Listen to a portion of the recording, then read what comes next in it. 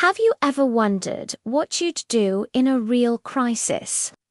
When everything goes wrong and seconds count, do you freeze or do you act?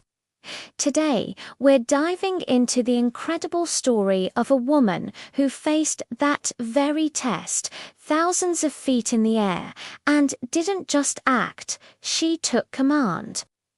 This is the story of flight attendant Sheila Doyle.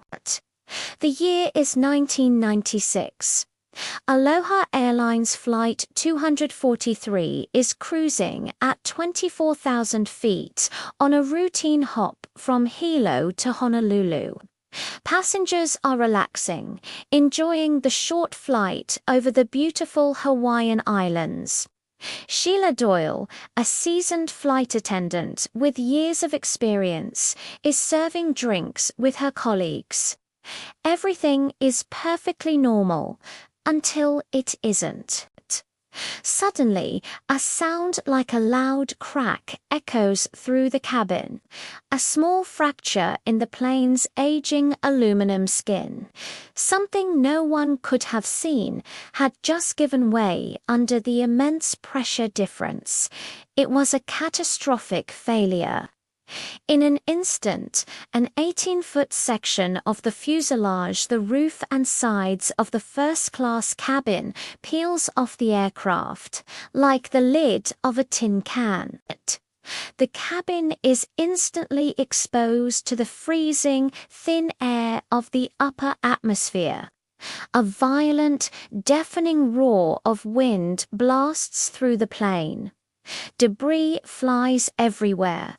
Passengers are screaming, clinging to their seats as the plane is torn open to the sky. One of Sheila's colleagues, Clarabelle Lansing, is tragically swept out of the aircraft. It's a scene of pure chaos and terror. The pilots, fighting to control the crippled plane, can't even hear what's happening in the back. The passengers are on their own, and they are terrified. But in the middle of this nightmare, Sheila Doyle doesn't panic. Her training kicks in, but it's more than that, it's pure instinct. She sees the terror in the passengers' eyes. She knows if panic takes over, the situation will become even more dangerous. So she does something extraordinary. She starts moving, crawling on her hands and knees against the ferocious wind. She makes her way down the aisle. The floor is slick and littered with debris. The wind is trying to pull her out of the gaping hole in the plane, but she keeps going. She shouts reassurances, making eye contact with every single passenger she can reach. She tells them to stay calm, to keep their seatbelts fastened, and to put on their life vests. Her voice, though strained, cuts through the fear. She wasn't just following a checklist, she was leading. She saw a passenger whose head was bleeding, and despite the chaos, she tended to their wounds. She held the hands of those who were crying, offering a moment of human connection amidst the pandemonium. She became the anchor in the storm, a calm, commanding presence that gave everyone a sliver of hope. Her actions had a ripple effect. Seeing her resolve, other passengers began to help each other. They held onto each other. They passed along her instructions, and a sense of shared purpose began to replace the sheer terror. Sheila, bruised and battered, had single-handedly organized the survival of 94 people in a cabin that was open to the sky.